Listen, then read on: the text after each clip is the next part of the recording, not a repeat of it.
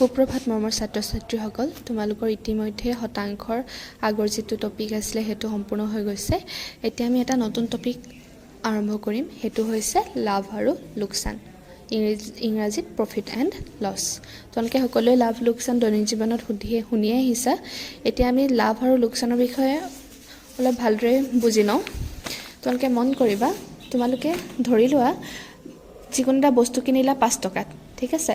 এই 5 টকাত বস্তুটো কিনি তুমি তোমালোকৰ লগৰ বন্ধু বা বান্ধৱী এগৰাকীক বিক্ৰী কৰিলা 10 টকাত। এতিয়া যিটো 5 টকা দামত তুমি বস্তু কিনিছিলা সেইটো হ'ব আমাৰ কি হ'ব, সেইটো হ'ব তুমি কিনা দাম। আৰু যিটো তোমালোকে 10 টকাত তোমাৰ বন্ধু বা বান্ধৱীগৰাকী বিক্ৰী কৰিলা সেইটো হ'ব তোমালোকৰ বেচা দাম।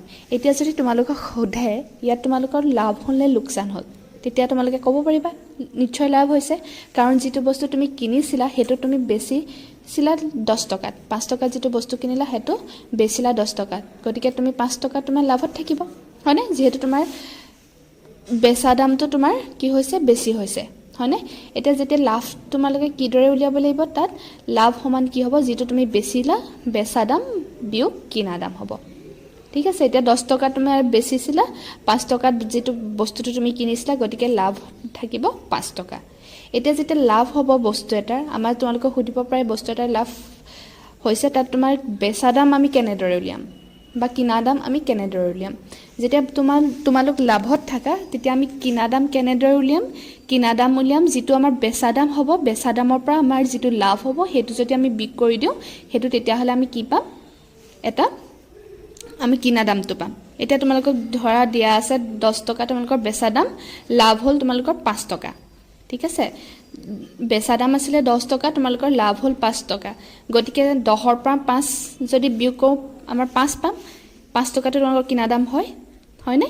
ঠিক তেনেদৰে যদি তোমালোকৰ লাভত থকা তাৰ পৰা যদি তোমালোকৰ বেচা দাম উলিয়াবলৈ দিয়ে, তেতিয়া আমি কেনেদৰে উলিয়াম, তেতিয়া আমি কি কৰিম, বেচা দাম উলিয়াবলৈ দিলে এই কিনা দামৰ লগত এই লাভটো যোগ কৰি দিম, হ'বনে? তেতিয়া আমাৰ কি ওলাব, আমাৰ তেতিয়া বেচা দামটো ওলাই যাব। যেতিয়া বেচা দাম উলিয়াই সোধে কিমান হৈছে, তেতিয়া কিনা দামৰ লগত আমাৰ লাভটো যদি আমি কি কৰি দিওঁ, যোগ কৰি দিওঁ, তেতিয়া আমাৰ কি ওলাব, বেচা দাম। ঠিক তেনেদৰে তোমালোকৰ যদিহে তোমালোকৰ কিনা দাম, তোমালোকে বস্তু এটা কিনিছিলা 10 টকাত, তাক যদি তোমালোকে 5 টকাত বেচা, তোমালোকৰ লোকচান হ'ব।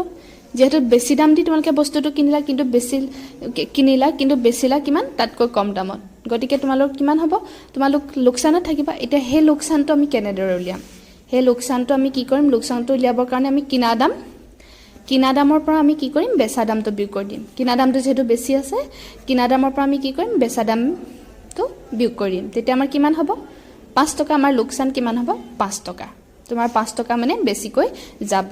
এতিয়া সেই লোকচান যেতিয়া হয়, লোকচান তোমালোকৰ যদি হয়, তাৰ পৰা তোমালোকে কিনা দাম কিদৰে উলিয়াবা, কিনা দাম উলিয়াবলৈ আমি কি কৰিব লাগিব, লোকচানৰ লগত বেচা দামটো আমাৰ যোগ কৰি দিব লাগিব। বেচা দামটো আছে, তোমালোকে এইটো অংককে যদি ধৰা বেচা দাম কিমান আছিলে, 5 টকা। 5 টকাৰ লগত আমি কি কৰিম, লোকচান আমাৰ কিমান হ'ব, 5 টকা। 5 × 5 = 10, আমি কিনা দাম 10 টকা পালোঁনে? গতিকে ঠিক তেনেদৰে বেচা দাম। এতিয়া বেচা দাম আমি কিদৰে উলিয়াম, বেচা দাম আমি উলিয়াবৰ কাৰণে কি কৰিব লাগিব, কিনা দামৰ পৰা আমাৰ লোকচান যিটো হয় সেইটো বিয়োগ কৰিব লাগিব লোকচানৰ ক্ষেত্ৰত। এতিয়া কিনা দাম ইয়াত কিমান আছে, 10 টকা, আকৌ লোকচান আমাৰ কিমান হ'ল, 5 টকা, হয়নে? এতিয়া 10ৰ পৰা যদি আমি 5 বিয়োগ কৰোঁ, আমি কিমান পাম, 5 টকা, যিটো বেচা দাম আছিলে, হয়নে? এনেকুৱা সমূহ অংক আমি কিদৰে কৰিব লাগে, বেচা দাম কিনা দাম কিদৰে উলিয়াব লাগে, লাভ লোকচান কিদৰে উলিয়াব লাগে, এইখিনিয়ে তোমালোকৰ কিতাপত ভালদৰে দি থোৱা আছে, তোমালোকে ভালদৰে চাই ল'বা। এতিয়া আমি আহোঁ অনুশীলনীলৈ। এতিয়া অনুশীলনী 8D 1 নম্বৰ প্ৰশ্নটো তোমালোকৰ দিয়া আছে। মই এইখিনিত দুটামান তোমালোকৰ লগত আলোচনা কৰি দিম, বাকীখিনি তোমালোকে নিজে কৰিবা। 1ৰ সহজ হয়, তোমালোকে পাৰিবা। 1 নম্বৰটো তোমালোকৰ দিয়া আছে, কিনা দাম 630 টকা, লাভ 50 টকা, বেচা দাম কিমান। আমি কেনেদৰে কৰিব লাগিব এইটো অংক, এনেকৈ ভালদৰে লক্ষ্য কৰিবা। আমাৰ দিয়া আছে কিনা দাম 630 টকা, আমি এনেদৰে লিখি ল'ম, লাভ 50 টকা, বেচা দাম। আমি বেচা দাম কি পাইছিলোঁ, বেচা দাম উলিয়াবৰ কাৰণে কিনা দামৰ লগত যোগ লাভটো আমি কি কৰিব লাগিব, যোগ কৰিব লাগিব। যেতিয়া আমি যোগ কৰিলোঁ কিমান পালোঁ, শেষত 680 টকা। এইটো লাভৰ ক্ষেত্ৰত, ঠিক আছে। এতিয়া আমি 4 নম্বৰ প্ৰশ্নটো চাওঁ 1ৰ 4 নম্বৰটো তাত তোমালোকৰ দিয়া আছে কিনা দাম 145 টকা বেচা দাম 151 টকা এতিয়া তোমালোকৰ ইয়াত লাভ হ'বনে লোকচান হ'ব সেইটো উলিয়াবলৈ দিছে যেহেতু তোমাৰ কিনা দামতকৈ বেচা দাম বেছি গতিকে আমি কি কম হেতু লাভ হৈছে আমাৰ এতিয়া লাভ আমি কিদৰে উলিয়াম লাভ সমান বেচা দাম বিয়োগ কিনা দাম বেচা দাম আমাৰ 151 টকা আছিল কিনা দাম 145 টকা আছিল হেকত গৈ কিমান পাম আমি লাভ 100 টকা গতিকে আমি এনেদৰে কৰিব লাগিব তোমালোকে 1 নম্বৰ বাকি কেইটা ভালকৈ নিজে কৰি পেলাবা এতিয়া আহো আমি 2 নম্বৰ প্ৰশ্নলৈ 2 নম্বৰ প্ৰশ্নত দিছে এটা ক্যালকুলেটৰৰ 295 টকাত কিনি 45 টকা লাভত বিক্ৰী কৰা হল ক্যালকুলেটৰটোৰ বেচা দাম উলিওৱা এতিয়া আমাৰ ক্যালকুলেটৰটো কি দিয়া আছে কিনি বুলি কৈছে গতিকে কি কৈছে কিনা দাম আমাৰ দিয়া আছে লাভ দিয়া আছে এতিয়া আমাৰ উলিয়াব কি লাগে বেচা দাম আমি এটো কেনেদৰে কৰিম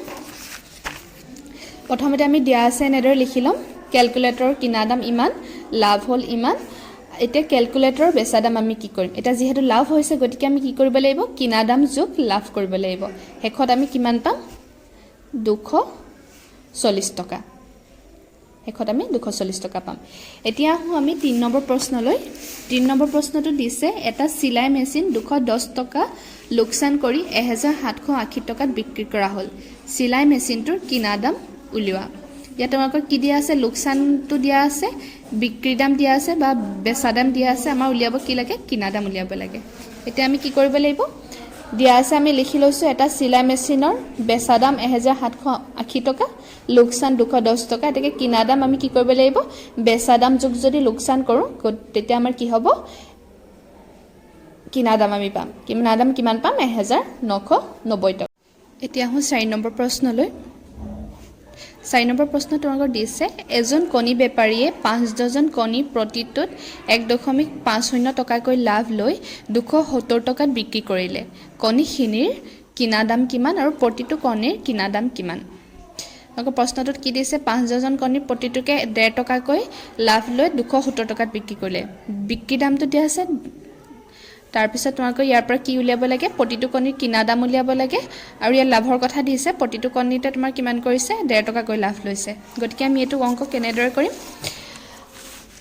সো 5 ডজন কণীৰ বেচা দাম কিমান দিয়া আছে 270 টকা হয়নে গতিকে তোমালোকে আমি জানো 1 ডজনত 12টা গতিকে কিমান হ'ব 5 ডজনত 5 বাৰ 60টা কণীৰ বেচা দাম অৰ্থাৎ দিয়া আছে 270 টকা প্ৰতিটো কণীৰ বেচা দাম তোমাৰ কিমান হ'ব তেতিয়ালে আমি 60 ৰে 270 হৰণ যদি কৰি দিও তেতিয়া হলে আমি কিমান পাম প্ৰতিটো কণীৰ বেচা দাম পাম গতিকে প্ৰতিটো কণীৰ বেচা দাম কিমান পালো আমি 4.5 টকা এতিয়া আমাৰ কিতাপত প্ৰশ্নত কি দিছে প্ৰতিটো কণীৰ তোমাৰ লাভ হৈছিল 1.5 টকা গতিকে আমি প্ৰতিটো কণীৰ বেচা দাম পালো 4.5 টকা গতিকে এটা তোমালোকে লাভ কিমান হ'ব বেচা দাম যেটো হৈছে বেচা দামৰ পৰা আমি যেটো লাভ হৈছে হেতু যদি বিয়োগ কৰি দিও তেতিয়া আমি পাম কিনা দাম গতিকে আমি এনেদৰে কৰি কিনা দাম কিমান পালো 3 টকা এতেকে কণীখিনি কিনা দাম কিমান হ'ব তেতিয়া হলে এটো প্ৰতিটো কণীৰ কিনা দাম 3 টকা গতিকে 60টা কণীৰ কিনা দাম কিমান হ'ব